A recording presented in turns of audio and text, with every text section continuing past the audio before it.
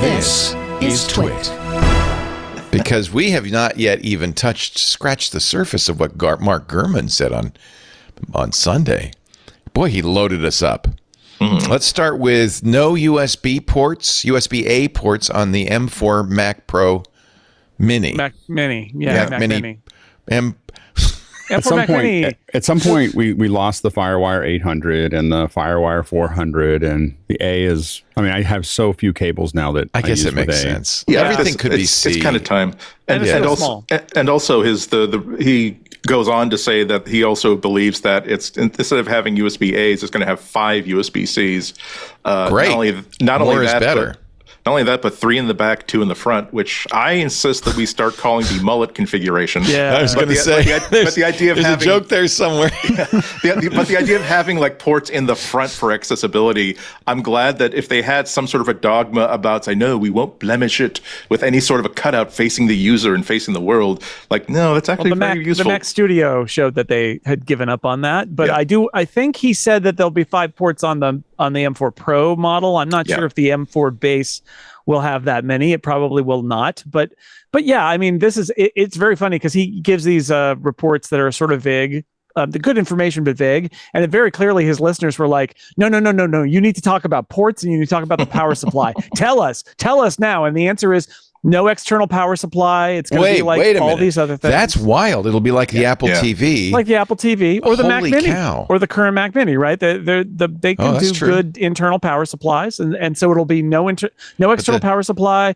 and a bunch of USB-C. And that's USB-A ports are big and you've got a teeny tiny thing. So I think it makes sense. And they're slow. They're big and slow. And they're slow. Yeah.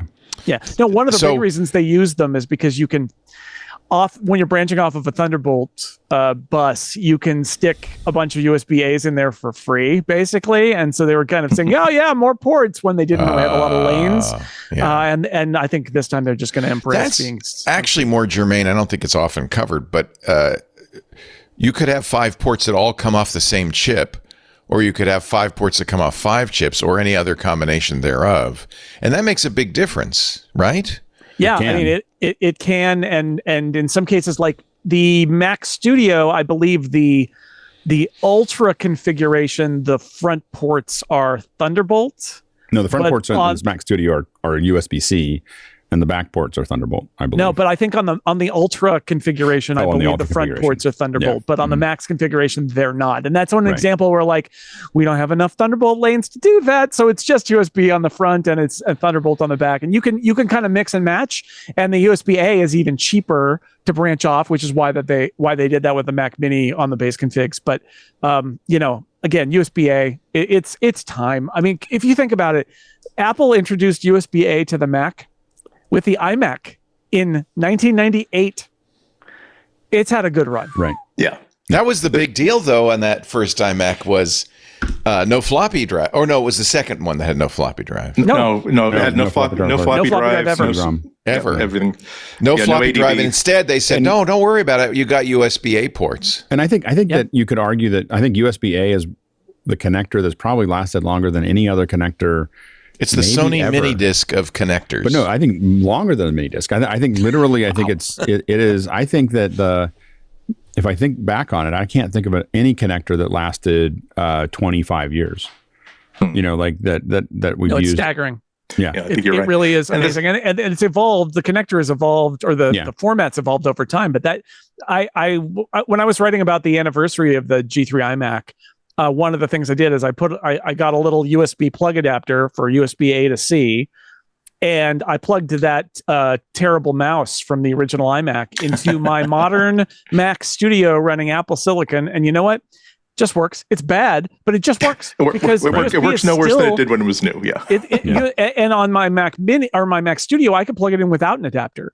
Yeah. And it works. And it's been so long. It's really kind of amazing. Yeah, and also I'm so glad that the world seems to have divorced itself from let's have a standard connector. We can have lots of different kind of traffic through that connector, but let's at least say that here is this connector that we are going to transact everything on.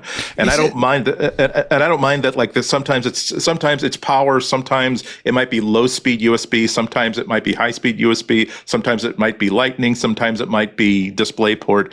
But the fact that at the end of the day, I have one set of cables for 90% of what I have to do, and I don't have to worry about what I pack.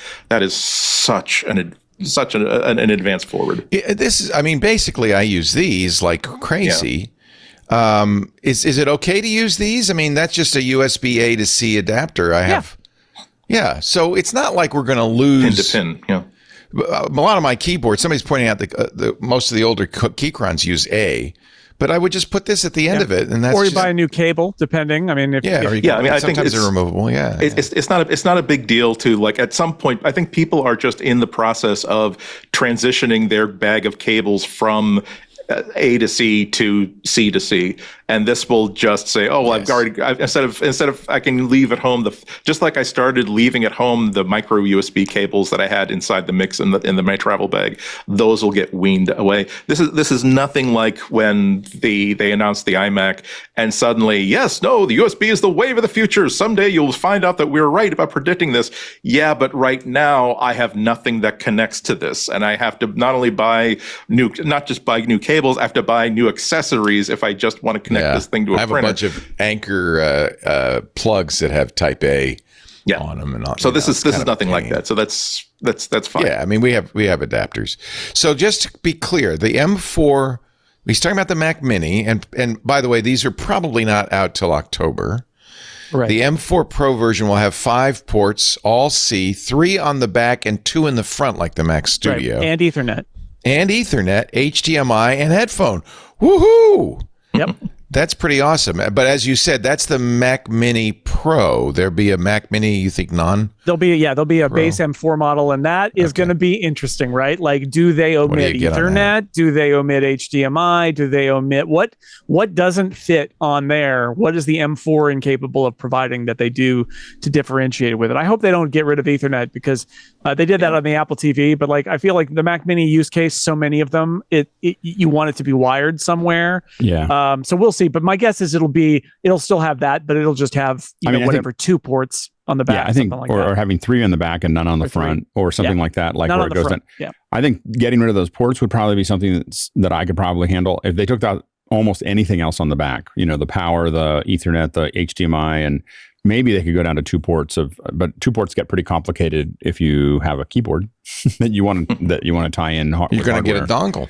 But they do that with the Air. Why wouldn't they do that with the Mini? Yeah, and it could be. I mean, especially if they can get if giving those things up, even if it went down to 1 USB and you have to get a dongle, if giving those up got us to $399 or $299, it would be like it'd be otherworldly. Like it, getting a. I mean, it'd be devastating. I mean, $299 for a Mac Mini M4.